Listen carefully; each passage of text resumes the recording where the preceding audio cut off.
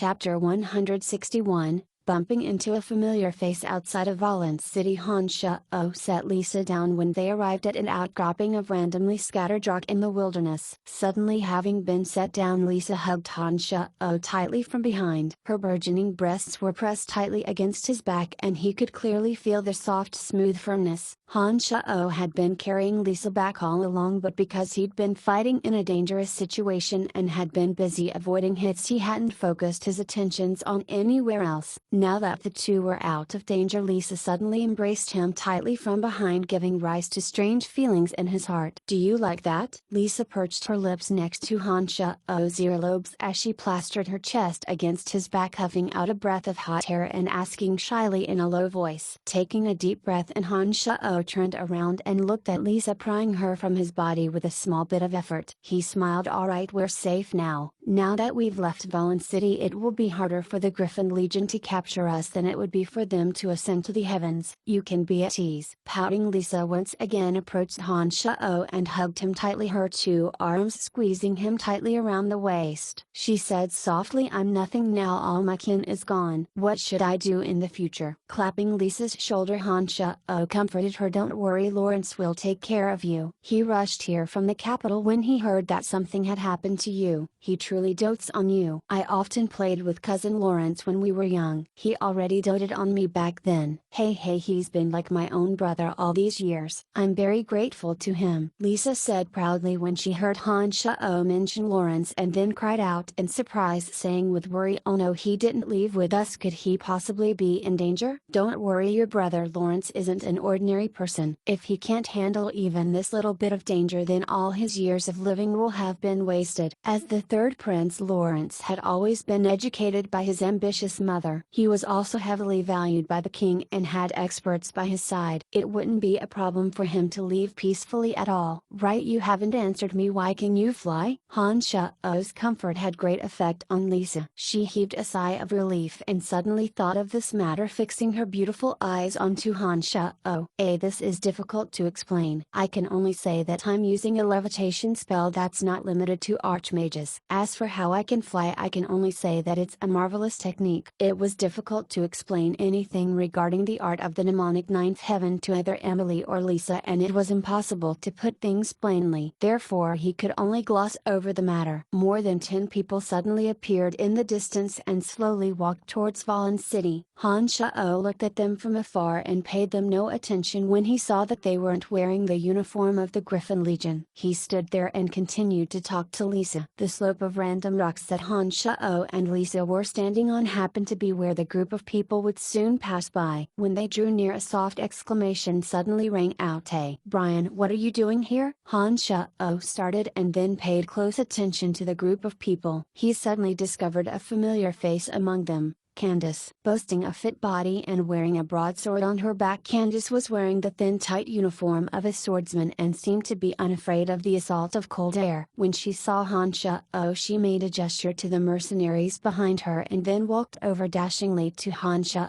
She swept her eyes up and down Han Shao when she walked over and found, "You're bringing a small girl to feel her up behind this random outcropping of rock on such a cold day? None of your business." Lisa flicked a glance at Candice, seeming to not like her tone, and hectored in an unfriendly manner. Han Shao struggled a little bit and broke free from Lisa's grasp. He looked at the Battlefire mercenary band members behind her and noticed that they numbered 6 in total. 5 of them were spread out and surrounded a girl with a better figure wearing a thin veil, seeming to be protecting her. Looking at Candice, Han Shao understood that Candice should have accepted a mission and was protecting the thin-veiled girl behind her. He then looked at Candice and said with a slight laugh, "Long time no see, Candice. You must have accepted a mission and are in the middle of carrying it out?" Nodding, Candice admitted to it readily. She laughed heartily indeed. "I have a tough life. Not everyone can be as carefree as you, able to make out with a girl in a place like this on such a cold day. Don't you think random thoughts? We're only here because of some matters." Han Shao smiled at Candice ruefully. "We're on a date, and what business is it to you?" Lisa's lip curled as she seemed to resume the usual spitfire she had at school, glaring at Candice like she was a little hen itching for battle. All right, what are you posturing for?" Han Shao felt things were a bit bizarre as he smiled and patted Lisa Lisa, indicating for her to say a few less words. "This little girl is rather interesting, hey? Right, Brian, how are things between you and Phoebe now?" Candice looked in amusement at Lisa and then stared at Han Shao in inquiry. "Same old, I'm business partners with her. She's taken over the guild now and has been incredibly busy lately," Han Shao responded carelessly and then asked Candice, "Are you going into Valen City?" Nodding, Candice said, "That's right, we've accepted a mission to escort Miss Belinda to Valen City. We'll take her safely back when Miss Belinda concludes her business in the city." Because Candice and Han Shao had gone through a life and death situation with each other before, Candice had accepted Han Shao in the depths of her heart. Therefore she fully revealed the details of her mission this time. Thinking rapidly, Han Shao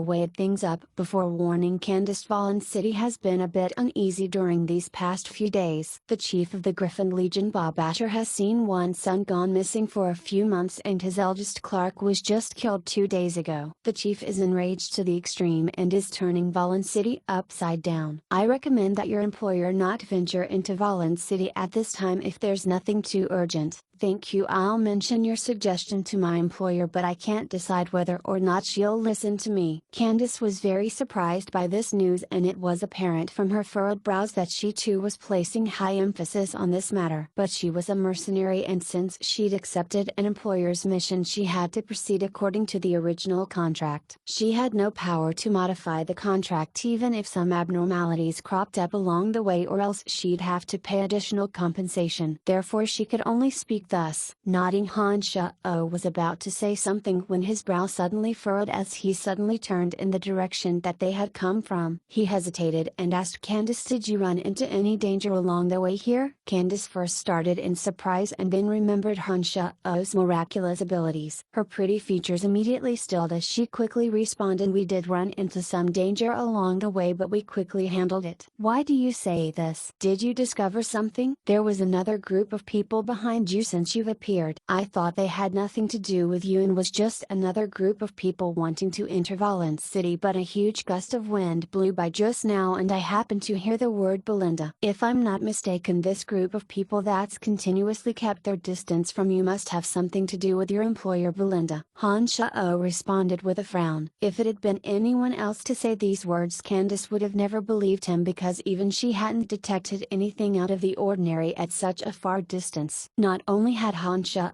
picked up the traces of another group of people, he could even make use of the wind to hear what they were saying. This was a completely unimaginably queer occurrence. Only a wind archmage would have such miraculous hearing to be able to pick up on what others were saying so far away. Han Shao was obviously not at this level. However, after going through life and death with Han Shao last time, Candice understood that he did happen to have such miraculous abilities. She had long since seen his capabilities and thus believed him without hesitation. Her long eyelashes fluttered rapidly as she contemplated with a furrowed brow, then spoke to Han Shao.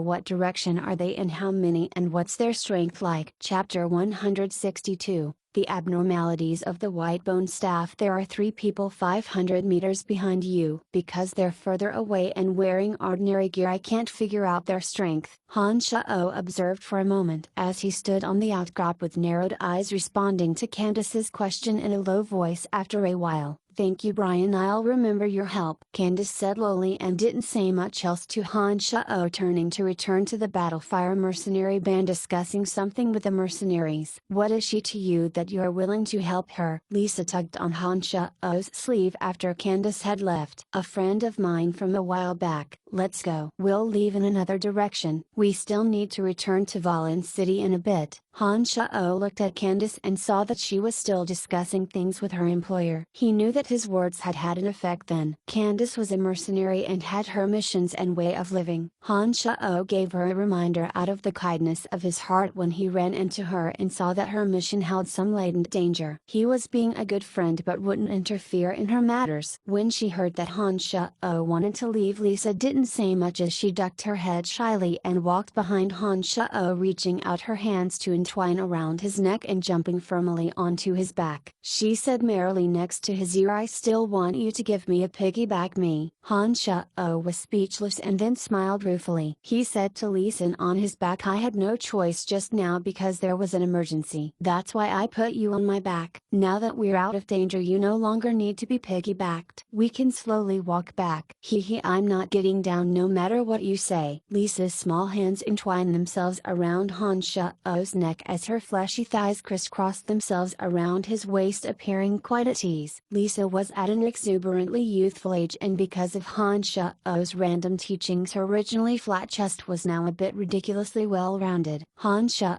could even feel that her chest on his back wasn't much smaller than that of Emily's. That soft, wondrous feeling made Han Shao's heart itch a bit. Off in the distance, Candice spoke a bit with her comrades and seemed to be set on continuing to make their way to Valen City, ignoring the three following behind them. Their minds made up, the group began moving out again. Candice flicked a glance over at Han Shao and happened to see Lisa on Han Shao's back. She was rather taken aback. Han Shao felt Candice's slightly bizarre gaze and turned to lift his head proudly as if showing off something to Candice. She couldn't help but break into soft laughter. "Hang on, we're leaving too." Han Shao didn't force her to come down from his back when he saw that Lisa's mind was set. She'd just lost her parents and was in the most painful moments of her life. He didn't want to make her unhappy at a time like this. He gave instructions in a low voice and walked off on another path, avoiding the direction that Candice's crew was taking to Valen City. It was already evening at this time. Han Shao took note of the direction and made a circle around the city walls. He used the art of the mnemonic ninth heavens to fly over the city walls when night had fallen, landing in Valen City's territory. They arrived at the hotel that Emily had stayed at last time, and Han Shao made his way directly to Emily's room. Chester called out lowly from within the room before they entered. "Who is it?" "It's me," Han Shao responded and pushed open the door. He looked at the surprised Chester and asked, "What are you doing here?" Chester hesitated when he saw Lisa on Han Shao's back, responding, "Madam Emily thought that this might be where you're meeting Lawrence and had me stay here in hopes of receiving word from any one of you." "Then did you receive any messages from Lawrence?" Han Shao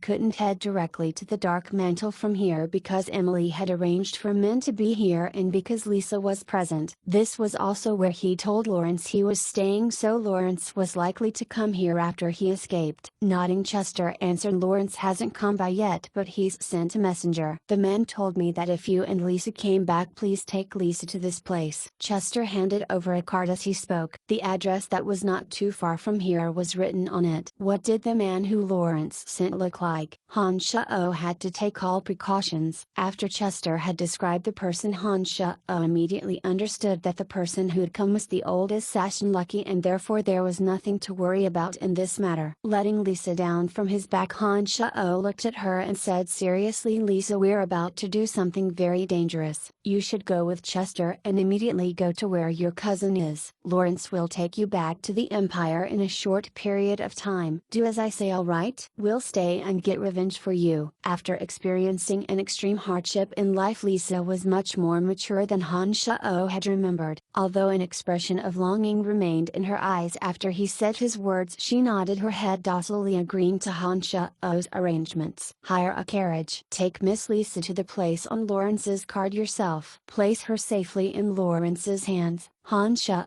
said with a smile to Chester. "Don't worry, I'll handle all of this perfectly." Chester promised Han Shao with great confidence and then bowed towards Lisa, gesturing for her to walk ahead of him. Lisa looked deeply at Han Shao, saying to him with some worry afterwards, "Be careful, don't let anything happen to you." "Don't worry, nothing will happen to me." "Make use of the cover of the night to make haste. Go with him." Han Shao nodded and urged Lisa on with a slight smile. Lisa turned and followed Chester after these words, and the two quickly moved outside. The Dark Mantle's influence was naturally significant in such a city as large as this. It wouldn't have been a difficult thing to accomplish if Han Shao had wanted to send Lisa back. However, He'd only joined the Dark Mantle only a short while ago, so it wasn't a good thing to use the organization's resources for his own personal affairs. In addition, as the third prince, it would be a more than appropriate thing for him to handle this matter and take care of Lisa's affairs after she'd returned back to the Empire. Han Shao turned after Lisa had left and walked into the inner chamber, saying with a slight smile, "Come on out." Emily walked out with a smile from the inner chamber, wearing a soft leather coat, and rolled her eyes when she walked next to Han Shao. She reached out a hand and pinched him, saying with some jealousy, "You made off with Lawrence's sister after visiting him and made him send men here to ask for her. You're something all right." Grasping her pinching hand and pulling it forward, Han Shao held Emily in his arms and started droving his hands all over her well-rounded chest. He smiled in explanation. "I'm not as bad as you think I am. I only took her with me because Lawrence's location had been compromised." He explained the entire matter to Emily, who then responded with a furrowed brow. "According to Lawrence's words, he may be here to act against Bob Asher on the king's silent approval. This may be one of the methods that His Majesty is using to test Lawrence. He'll be using Lawrence's performance in this matter to determine Lawrence's future path."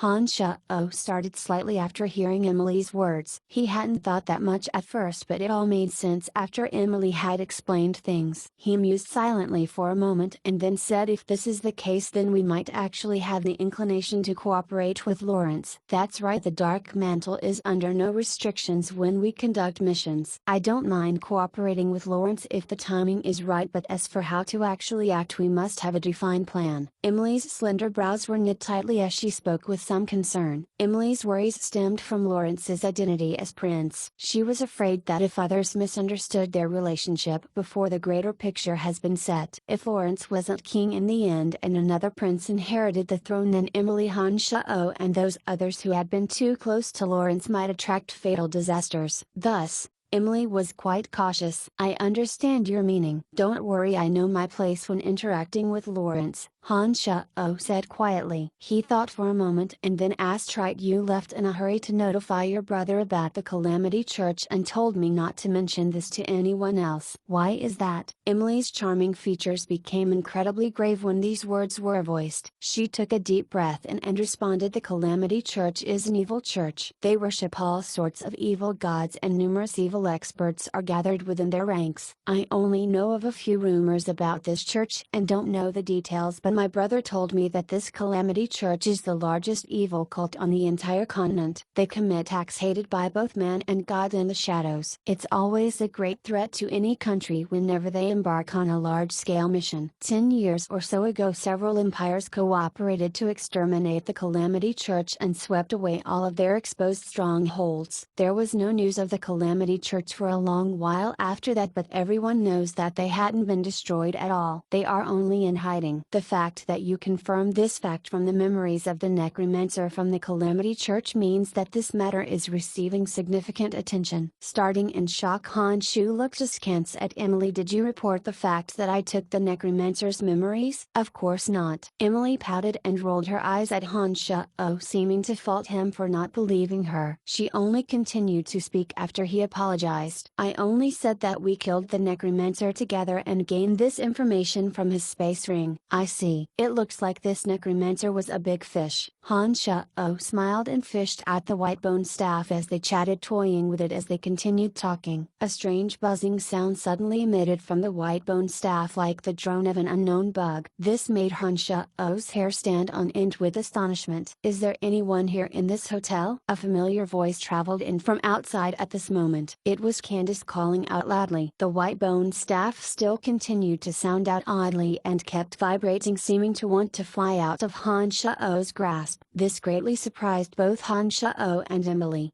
Miss Belinda, what are you doing? You can't leave by yourself." Candice's shouting suddenly became frantic calls. It seemed that her employer had walked out of the Battlefire mercenary Ben's protection. Firmly grasping onto the shaking white bone staff, Han Shao also felt rather perplexed and shook his head quickly. "I don't know what's going on either. This has never happened before whenever I used it." Frantic footsteps quickly approached their room, accompanied accompanied by Candice's frantic yells. Han Shao-O's thoughts raced as he seemed to understand something and put the white bone staff back into his space ring. He made a motion towards Emily as he tiptoed over to the window. Chapter 163. Convening in a small hotel. Han Shao lifted the window slightly upwards, revealing a long narrow crack, and made use of this opening to look outside. Candice's employer Belinda was wearing a face veil and revealed only a pair of sapphire-colored eyes. A strange expression was in them as she seemed to be looking for something. She looked to and fro upon arriving in front of Han Shao and Emily's room. Candice and the others of the mercenary crew ran over frantically behind Belinda. Candice was on high alert as she kept a hand on the magic sword strapped to her back, looking carefully around the premises, deathly afraid that something would happen to Belinda. Candice only breathed a sigh of relief when the other members surrounded Belinda in the center. She spoke to the still peering around Belinda in admonishment. "Miss Belinda, please tell us before you walk around next time. We've been hired to ensure your safety, but we won't restrict your freedom of movement. You have no need to suddenly run away like this." Belinda's features were hidden behind her face veil as her half-moon slender eyebrows were tightly knit together. Her beautiful eyes darted around as she appeared quite confused. Belinda only came to herself after Candice had spoken with displeasure, speaking apologetically in a gentle voice. "I'm sorry, I just thought I saw an acquaintance and so I hastened over. It turns out that I was mistaken." Candice was also quite perplexed upon hearing these words, and she said with a strange tone, "There was no one here. Why would you say that there was a figure here? This is too strange."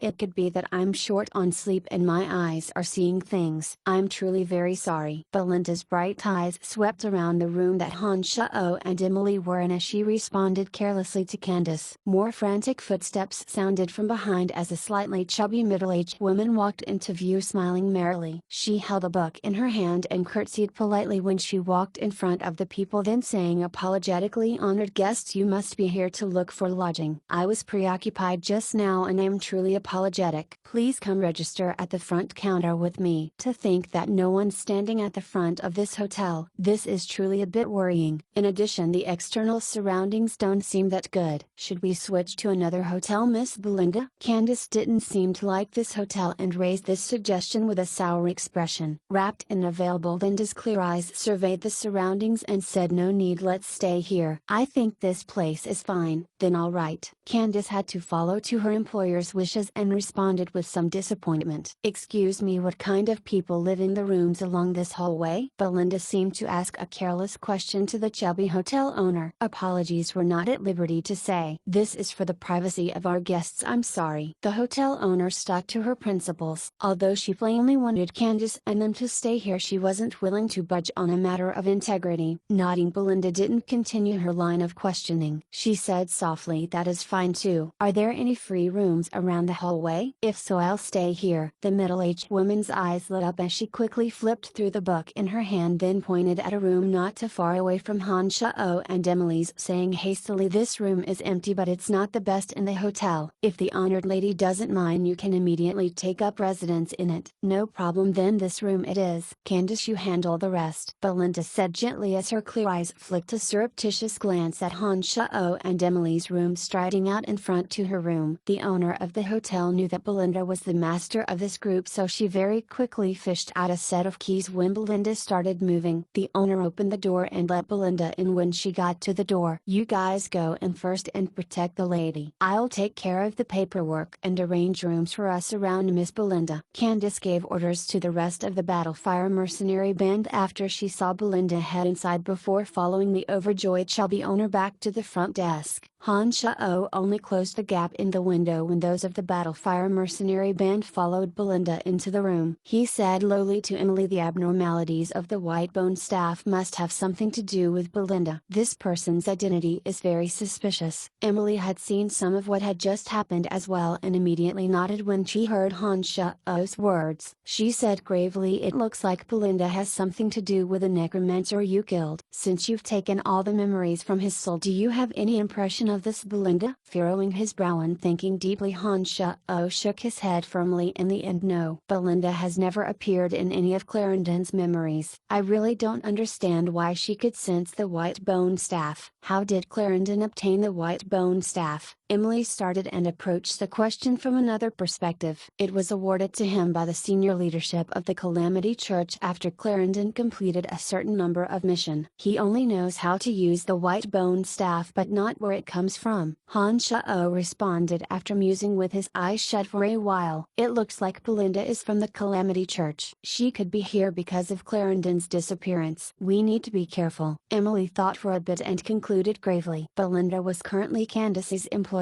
If she was from the Calamity Church, then it was an unknown why she had asked Candice to protect her on this trip to Valen City. Han Sha-oh couldn't quite understand this point, but given that Belinda could sense the white bone staff, this meant that her background wasn't simple. He considered the situation silently as he thought of the evils of the Calamity Church. Belinda must be suspicious of the rooms in this hallway. I think we should temporarily leave this place and switch to another room to observe her, Han Sha-oh suggested to Emily after thinking for a bit. Nodding, Emily said with confidence, no problem, the owner of the hotel is one of ours. We can switch to any room we want. No wonder Emily had chosen to stay at this hotel in Valen City. It turns out the owner was part of the Dark Mantle. It looked like the Dark Mantle's intelligence network was quite vast indeed. Making use of the time before Candice returned and the fact that Belinda had gone into that room with the members of the Battlefire mercenary band, Han Sha-oh and Emily quietly snuck out of their room from another exit. They entered a great lobby on the floor above and leaned against the window, able to see the front yard from their vantage point. Emily must have triggered some mechanism as the hotel owner merrily appeared in the lobby after a short while. She still wore a professional smile and bowed slightly in front of Emily. Madam Emily, what orders do you have? Sister Helene, arrange a new room for us, ideally a bit of a distance away from Belinda but able to observe them as well. Emily also responded amiably with a bit of a smile. The middle-aged woman called Helene was a bit surprised by Emily's words. She thought for a moment. 3 people also came in and asked for a room that could be used to observe Miss Belinda. His mind connecting the dots, Han Sha-oh thought of the 3 that had been following Candice. He asked involuntarily, where are they now and did you give them the proper rooms? Don't worry, I've purposefully kept the rooms that can observe Belinda's room. I knew something was wrong with that woman when her gaze at your room was a bit off. Helene flicked a glance at Han Sha-oh and displayed a "don't you worry, I've got it under control" look on her face as she explained with a smile. Sister Helene has accomplished many achievements for our organization over the years. Although she doesn't know offensive magics, she's very adept at observing people. This is why I stay here when I'm in Valen City. Emily also rolled her eyes at Han Sha-oh and smiled slightly. Enough, Madam Emily, don't compliment me like that. I'll go arrange new rooms for you right away. I'll also keep an eye on those who've just arrived and will immediately report any developments to you. Helene sashayed out after replying merrily, "Alright, we should make our preparations as well. We must keep a close eye on that girl. Investigating her background may lead to enormous profits for us," Emily said. Chapter 164,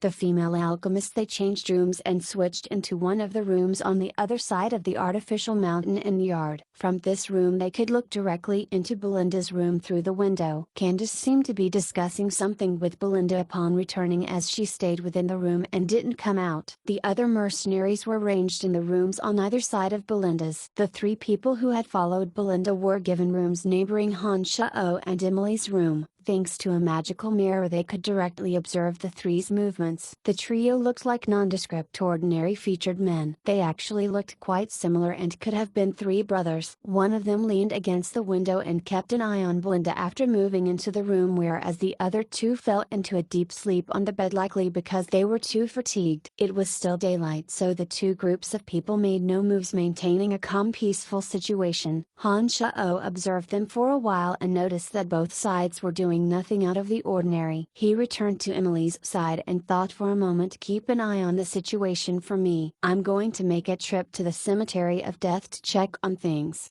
"Why do you suddenly want to go back to the Cemetery of Death?" Emily was a bit surprised by Han Sha-oh's decision and stared at him with a questioning gaze. Smiling mysteriously, Han Sha-oh said, "I recently took in a follower and want to see if his injuries have healed yet." Han Sha-oh had already moved further into the room and ripped up the wooden panels of the closet, setting up the transportation matrix inside. Emily was long since used to Han Shao-O's mysteriousness by now and didn't ask much when she saw that he was about to leave. She said, "Alright, I'll stay here and observe them. I'll go over and pull you back if anything happens, so you'd best not stray too far from the cemetery of death." Don't worry, I'll stay within the cemetery. You can come find me anytime if there's anything out of the ordinary." Han Shao responded and stood within the matrix, closing the doors to activate it. "Gilbert, where the hell are you?" Han Shao immediately yelled loudly when he reappeared in the cemetery of death. The little blue dragon appeared in front of Han Shao with a pop and fell to his knees, immediately saying pitifully, "Noble master, you've finally remembered your faithful servant. There's nothing interesting in this boring place and I can't go out either. I'm bored to death. I told you to keep a good eye on that place. You didn't slack off, did you?" Han Shao had once told Gilbert to pay attention to the piece of land that was refining the Earth Elite zombie just in case something untoward happened there. "Of course I didn't slack off, but there's really nothing worth keeping an eye on there. Nothing's happened since you left." "Oh, honored master, when will you take me out to go look for beautiful women?" Gilbert complained to Han Shao. Compared to his charred look last time, Gilbert was now dressed in a gleaming black robe and had his hair perfectly combed. Apart from his skin being the color of coal, the young Gilbert looked rather handsome. "How are you injuries?" It remained to be seen whether or not he'd take Gilbert out with him based on his injuries. Although this little blue dragon was a shot mess, his strength as a dragon was extraordinary, so he would make a good helper regardless. Gilbert puffed his chest out after hearing this question and said very cockily, "Not a problem. As one of the strongest predators on this planet, this kind of injury was not a problem for me at all." "Stop bullshitting me. How are your injuries?" Han Shao glared as he spoke harshly. As his master, Han Shao could more or less sense a bit of Gilbert's condition through the ties of the contract. Although he was much better than before, Han Shao could still feel that he hadn't fully recovered, and so couldn't help but take a severe tone when he heard Gilbert speak this way. Gilbert shrank into himself and said with a bit of trepidation, "I'm not fully recovered yet, but I'm pretty much all healed. I won't drag you down." Nodding, Han Shao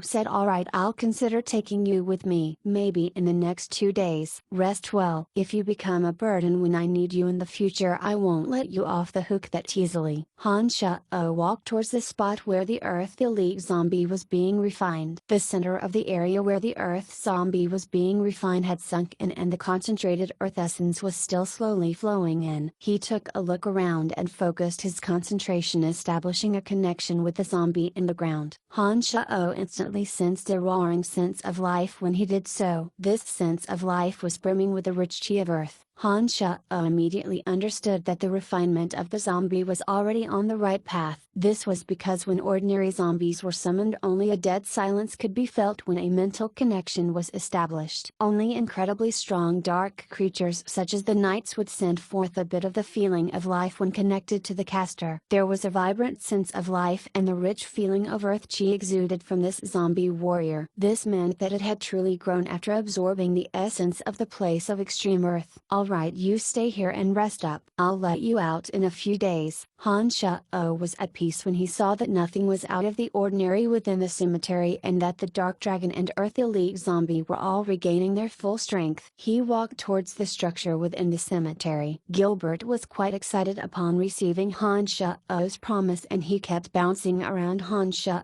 complimenting his mighty prowess. Gilbert's fawning smile made Han Shao burst out laughing. Han Shao planned on leaving through the transportation matrix, but suddenly remembered that he hadn't gone into the basement for a very long time. Now that his mental strength had increased, Han Shao planned on seeing if he could make it another level farther. He had Gilbert stay where he was and walk down into the secret chamber by himself. He easily broke through the boundary at the first level and walked in matter-of-factly. When he arrived at where he'd been stuck before, Han Shao focused his concentration and charged forward, hoping to land on the next level of the cemetery of death. Bam! Han Sha-o was immediately bounced back when he hit the boundary and his mind ached with pain. He fell to a sitting position and staggered to his feet, immediately understanding that his current mental strength wasn't enough to make it to the next level. A thought struck him as he held the Eye of Darkness in one hand and took out the white bone staff from his space ring with the other. The cemetery of death was once hallowed ground for necromancers, and the green Eye of Darkness was the key to opening the cemetery of death. The white bone staff could enhance necromancy magics, and although its function was different from the eye, they were both items of necromancy. Han Sha-o held the two in his hand and weighed them up, trying to see if there were any commonalities between the two. Han Sha-o couldn't help but focus his attention on the two items in his hand. The Eye of Darkness suddenly lit up and shot out green light, resulting in a surge of strength entering the white bone staff. A trace of black light suddenly shot out of the white bone staff and instantly sank into the Eye of Darkness. Shocked, Han Sha-o originally paid no attention to the Eye of Darkness and set his concentration on the white bone staff. He originally hadn't sensed anything out of the ordinary from the white bone staff, but suddenly discovered that there was a small magical formation within it.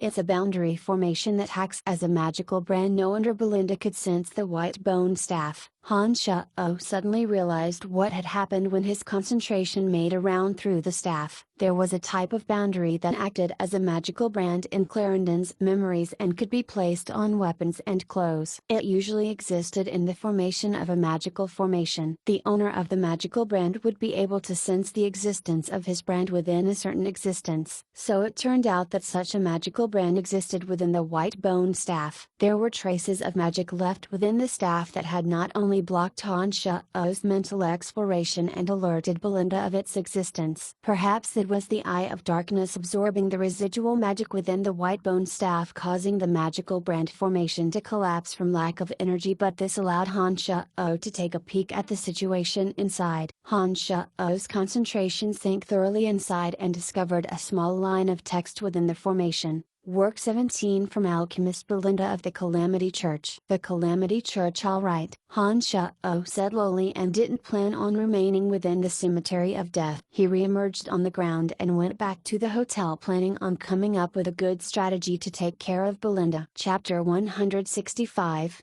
An abnormal situation within the hotel. A faint fragrance drifted into Han Sha-o's nose and mouth. A strong woozy feeling suddenly assaulted him and he almost fainted. It was a good thing that the tenacity of his body was much stronger than an ordinary person's after the mnemonic magic had reforged his body. The magical yuan had an even more wondrous effect. His body started automatically circulating at the moment he became dazed after taking in a breath of the faint scent. The demon infant in his abdomen instantly expelled the fragrance from his body. The dizzy feeling in his head also disappeared as well. At this moment Han Sha-o held his breath and started circulating magical yuan first before taking in another breath of the fragrance. When he took the breath in, his immensely strong nerves were fully mentally prepared, and in the instant the dizzying feeling appeared, the feeling of wanting to faint turned from strong to faint until he was no longer affected by it. Now that he was in the true demon realm, his physical body had been reforged to a depth beyond normal imagination,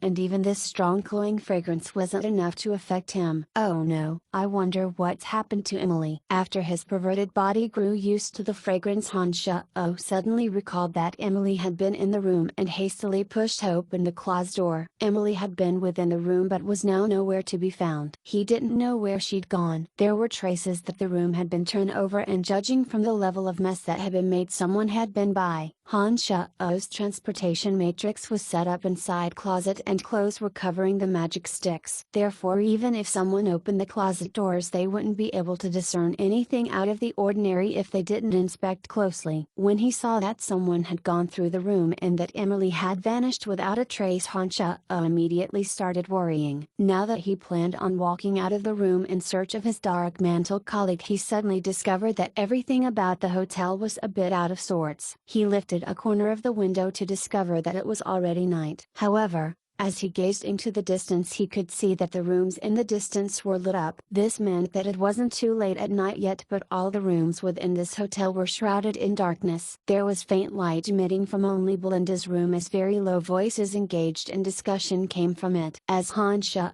held his breath and concentrated, he discovered that there were small fly-like bugs swarming the hotel courtyard. There were dozens of them and they spread out to fly into all of the various rooms of the hotel. A gray mist emitted from their tails, emitting the fragrance that had almost caused Han Shao to faint. Creasing his brow, Han Shao was almost certain that the abnormal events within the room had to do with Belinda. He soundlessly opened the door and took at the black robe that dark mantle members wore during missions. He made it to the top of the roof in the darkness and slowly slunk towards Belinda's room. As he did so, Han Shao deftly used the magical yuan to completely cover traces of his presence, adjusting his heartbeat and breathing to a very hard to detect frequency. Master Belinda, all of the guests within this hotel have been gathered into the living room of the suite. Han Shao heard a low voice speak as soon as he laid his ear to the roof of Belinda's room.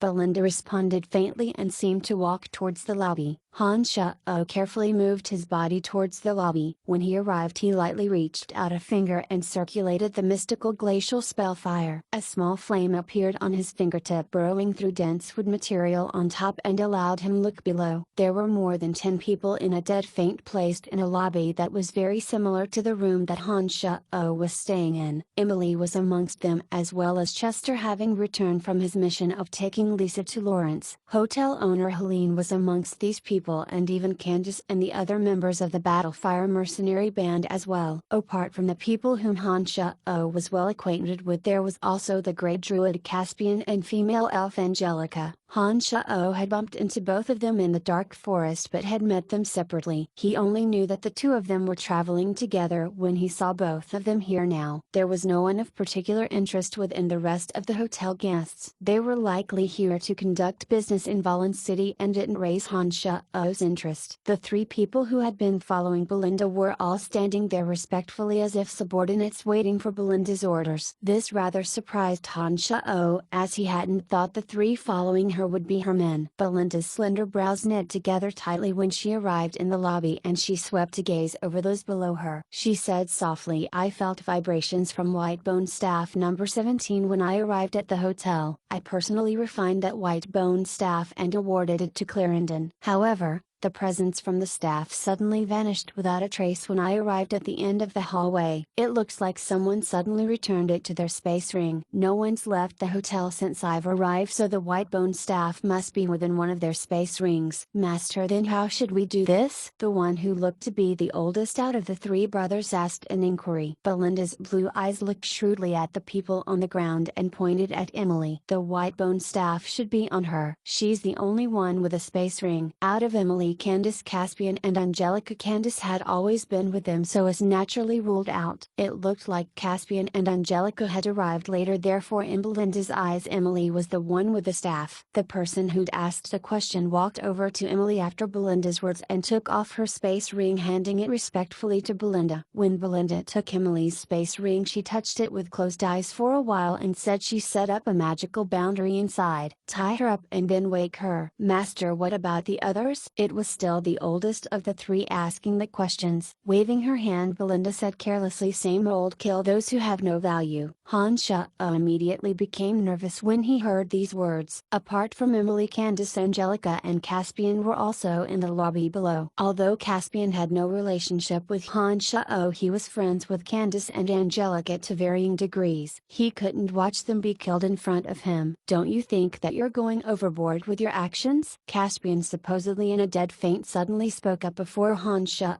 took action. Caspian stood up as he spoke and protected the little elf Angelica behind him. When Han Shao noticed this abnormality, he immediately stopped and continued crouching on the roof, observing what was happening below.